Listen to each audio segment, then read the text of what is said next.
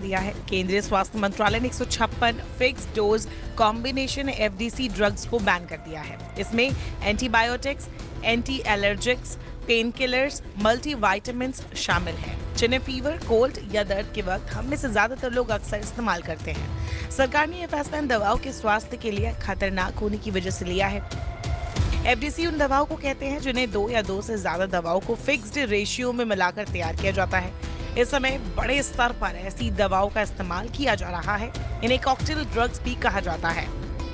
सरकार ने gazette notification जारी करते हुए ऐसी दवाइयों के मैन्युफैक्चरिंग, सेलिंग और डिस्ट्रीब्यूशन पर section 26A of the drugs and cosmetics act 1940 के तहत पूरी तरह से बैन लगा दिया है।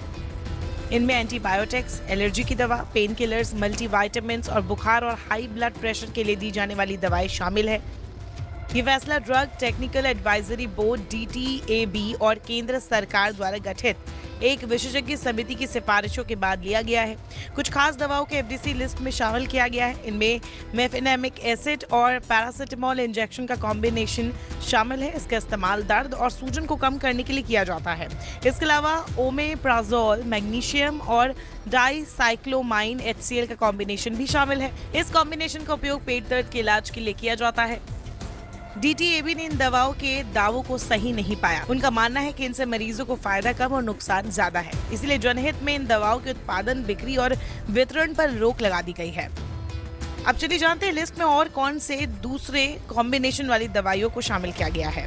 Aceclofenac 50 mg plus paracetamol 125 mg tablet, levocetirizine, phenylephrine HCl paracetamol, omeprazole magnesium plus dicyclomine HCl, sucralfate plus एसिलोफेलिक, ursodeoxycholic acid plus metformin HCl, sucralfate plus domperidone, minoxidil plus aminexil, tetracycline plus colistin sulphate, clindamycin phosphate plus zinc acetate, norfloxacin plus tinidazole eye ointment, cetirizine HCl plus paracetamol plus phenylephrine HCl, paracetamol plus pentazocine.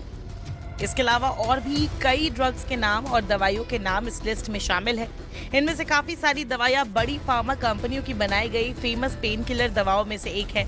इस list में paracetamol plus pentazocine भी शामिल है, जिसका उपयोग दर्द से राहत के लिए किया जाता है। इसमें magnesium chloride, paracetamol, tramadol, taurine और कैफीन के कॉम्बिनेशन भी शामिल है। बहरहाल दवा इंडस्ट्री अभी भी इस बैन के असर पर विचार कर रहा है।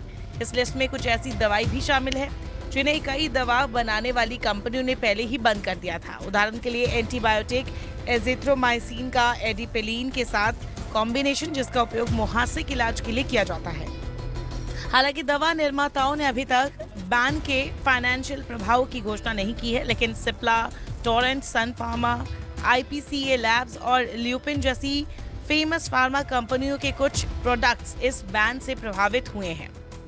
बता दें 2016 में सरकार ने सुप्रीम कोर्ट के आदेश पर गठित एक विशेषज्ञ पैनल की सिफारिशों के बाद 344 दवा कॉम्बिनेशन के मैन्युफैक्चरिंग, सेल और डिस्ट्रीब्यूशन पर बैन की घोषणा की थी। जून 2023 में 14 FDC जो उन 344 दवा कॉम्बिनेशन का हिस्सा थे पर बैन लगा दिया गया था।